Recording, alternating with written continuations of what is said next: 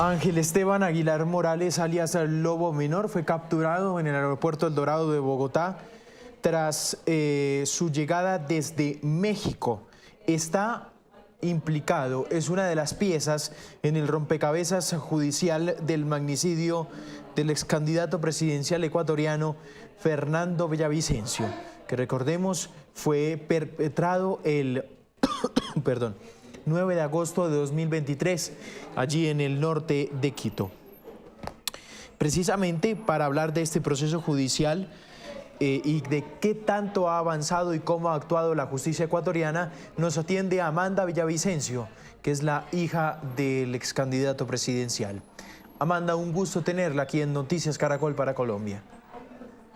Hola Juan Camilo, muchas gracias por la invitación. Bueno, Amanda, entréguenos una actualización. ¿Cómo avanza el sistema judicial en el caso del ex candidato presidencial Fernando Villavicencio? Bueno, quisiera empezar por el final, quisiera empezar por el tuit del presidente Petro, con el cual él anuncia la detención de alias Lobo Menor.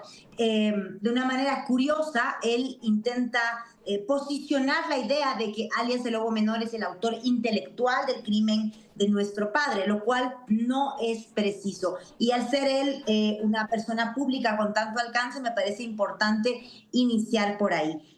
Pero también me hace sentir que se está politizando el caso. Pero bueno, la cosa es que ahora estamos en el final de la instrucción fiscal, el final Pero, de la investigación. Amanda, sí, qué pena interrumpirla. ¿Por qué no es preciso?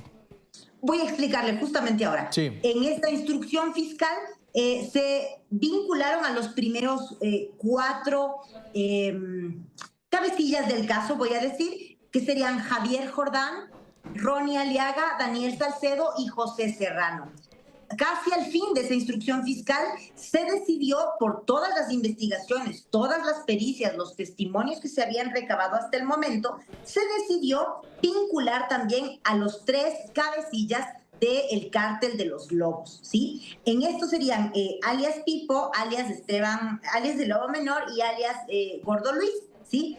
En ese rango, estas tres personas no están vinculadas como autores intelectuales en sí, sino como los coordinadores del cártel que habrían brindado los servicios a estas personas que diseñaron, planificaron y financiaron el cruel asesinato de nuestro padre. Por eso hay que hacer esta distinción. Autores intelectuales son quienes maquinan la idea, fabrican la idea en este nivel, y ellos de alguna manera lo que hacen es participar con toda la estructura criminal de los Lobos, pero no es el autor intelectual del crimen de Fernando Villavicencio. Por eso me parece importante recalcar eso, ¿no?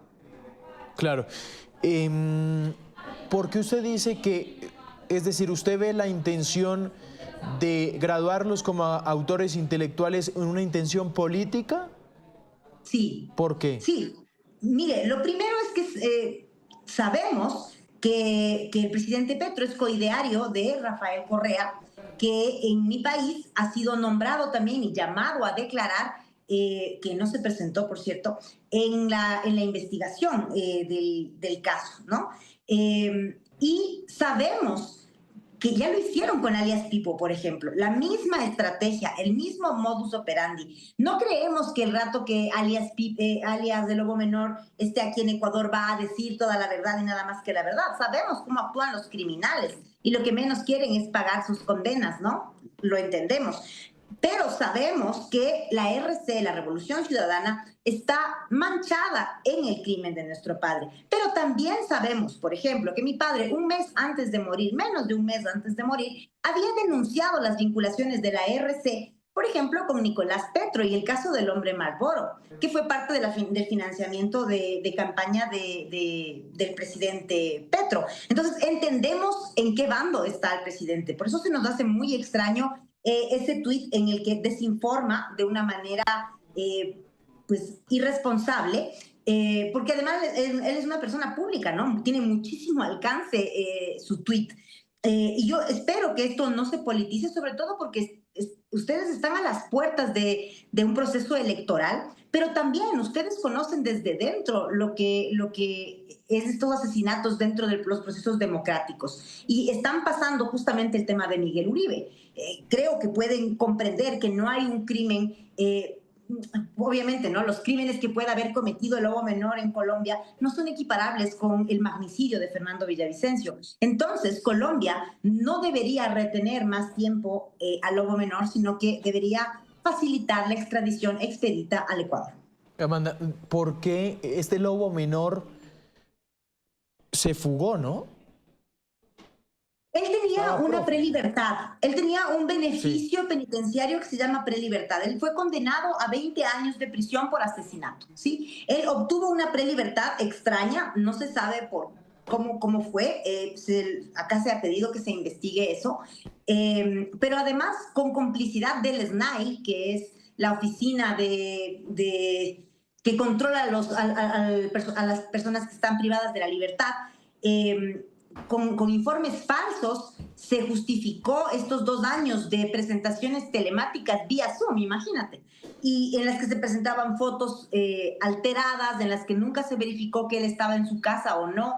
Entonces, es extraño también que los papeles falsos que tiene el lobo menor sea una cédula colombiana, ¿no? Y que no sabemos, obviamente, cuánto tiempo estuvo en Colombia, en dónde estuvo, no tenemos la menor idea, porque el lobo menor era un prófugo, pero no se sabía en Ecuador, hasta que fue llamado a vincular en el caso de nuestro padre. Y ahí el mismo abogado de este delincuente intentó inducir al error al juez con un documento mostrando así evidencia y decía, si Esteban Aguilar es un terapeuta holístico que ayuda a las personas a reinsertarse a la sociedad, a las personas con adicciones.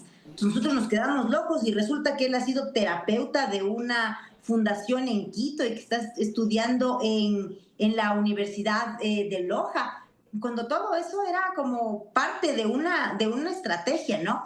Y luego vimos que en esos mismos reportes, que supongo que el abogado pensó que no íbamos a leer en ese momento, pedimos para leer y nos dimos cuenta que todas esas fotos eran adulteradas, que no había un registro real de que el señor se habría presentado a las visitas regulares que debía hacer por el proceso de prelibertad. Entonces, la prelibertad ya le fue retirada justamente el 16, y además la prisión preventiva del caso magnicidio pesa sobre él. Es por eso que es fundamental que él esté en Ecuador para pagar sus penas. Después de estas capturas, ¿faltan más? Sí. ¿Hay más gente acá en Ecuador, aquí? Sí. Acá en Ecuador faltan Javier Jordán, José Serrano, que son parte principal de los llamados a investigación, y también Ronnie Aliaga. Pero después de esta etapa, porque ya se cerró la etapa de instrucción fiscal, después de esta etapa se ha descubierto que hay una serie de nuevos personajes que deben ser vinculados, para los cuales ya hay pruebas. Y yo creo que iniciará una nueva investigación. Al menos nosotras como hijas exigiremos que haya una nueva investigación. De este señor Javier Jordán, Ronnie Aliaga, José Serrano, ¿ya tienen órdenes de captura? Totalmente, tienen órdenes de captura y también alerta roja de Interpol. ¿Estos tipos quiénes son? Pero José Serrano está preso en una cárcel de Estados Unidos, así que solo estamos viendo si viene a Ecuador o si queda en la cárcel de Estados Unidos. Sí. Ronnie Aliaga aún es prófugo de la justicia, entendemos que está en Venezuela. ¿Esta es gente de grupos armados ilegales, Amanda? Es decir, ¿otra vez? ¿esta es gente líderes de grupos armados ilegales? Estas son figuras de la narcopolítica en Ecuador, ¿sí? Okay. Y vinculados con el cártel de los lobos, ¿sí? Entonces, ahí es donde se ve además cómo esta estructura es narcopolítica y además transnacional, ¿sí? Porque también ustedes entenderán que los sicarios eran sicarios colombianos y toda esta estructura se arma con los lobos, que son parte del cartel Jalisco Nueva Generación. Y obviamente tenemos a estas dos cabezas que están en Estados Unidos, Javier Jordán y José Serrano, ¿sí?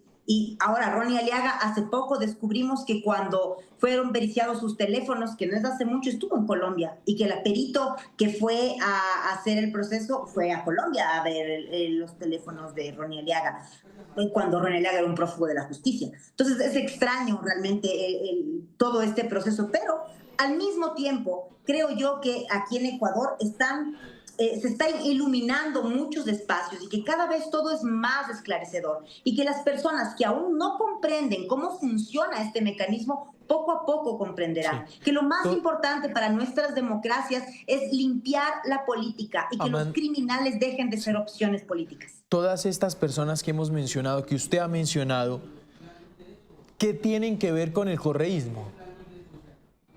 Bueno, José Serrano fue ministro del correísmo y también asambleísta y presidente de la Asamblea del Correísmo.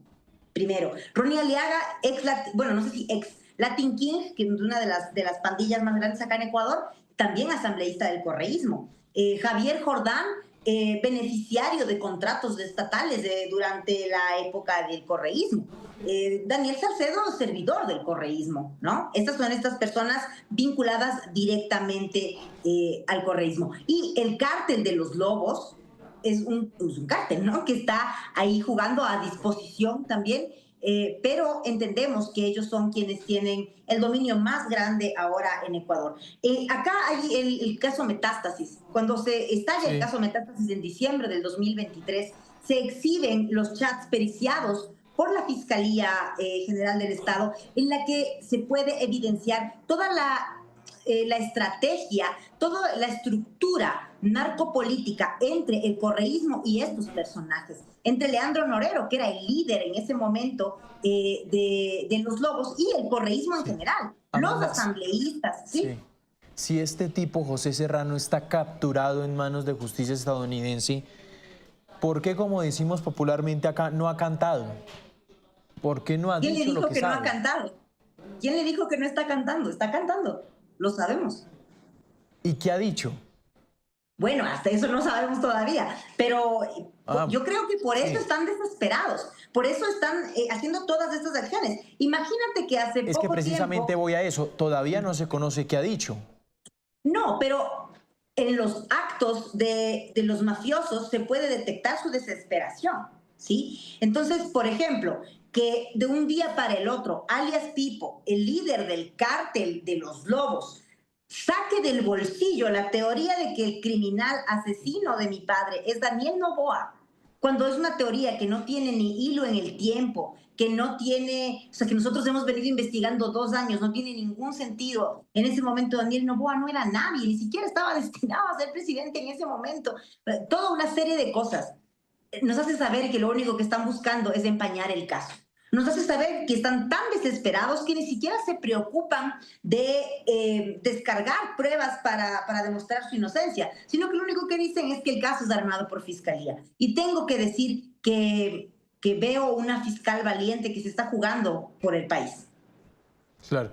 Déjeme ya terminar con esta pregunta, Amanda, y es, ¿aquí se han pagado falsos testigos? Claro que sí.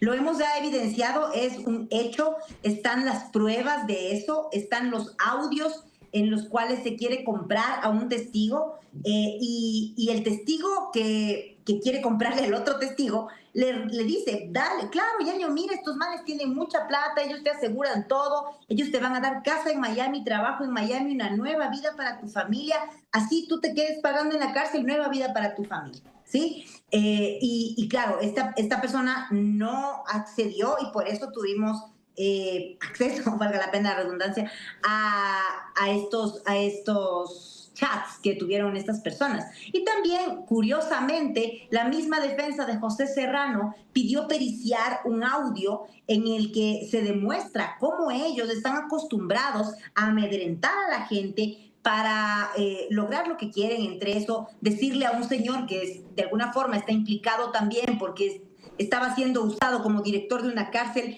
para mover gente y hacer diferentes maniobras, voy a decir, quieren que él diga que el caso es armado por fiscalía. Y entonces ahí le inducen a que él acceda a eso y le dicen, te vamos a pagar, te vamos a dar esto, queremos que estés seguro, que estés bien, sabemos que tienes una hija, no quisiéramos que te pase nada. O sea, de verdad, son mafiosos. Y eso es algo que tristemente nos ha tocado enfrentar. Nosotras somos periodistas, mi hermana y yo, mi hermana Tamia y yo, somos periodistas y nos ha tocado enfrentarlo desde el periodismo, pero también con el corazón roto de estas hijas que han tenido que enfrentar esta mafia judicial, esta mafia política y esta mafia mediática también, que ahora es uno de los botines más grandes de los cárteles, ¿no? Comprar y tener cualquier espacio, como por ejemplo el Venezolano News, que en algún momento era de Javier Jordán y que lo utilizaban para silenciar a mi padre. Entonces, ha sido una batalla muy grande, muy fuerte, pero estoy segura que estamos por buen camino. Lo que es importante, sobre todo para la gente que nos mira en Colombia, es que el Lobo Menor venga a Ecuador a pagar por el magnicidio de Fernando Villavicencio y que no se le vaya a querer, no sé, decir que ha tenido documentos falsos colombianos y que por eso se lo va a retener en Colombia. El crimen de asesinato es mucho más pesado que cualquier otro crimen que pueda haber cometido en Colombia el Lobo Menor. Así que necesitamos que lo más pronto esté acá en Ecuador. Amanda Villavicencio, la hija del ex candidato presidencial Fernando Villavicencio. Amanda, gracias por estos minutos aquí en Noticias Caracol. Muy amable. A ti, Juan Camilo.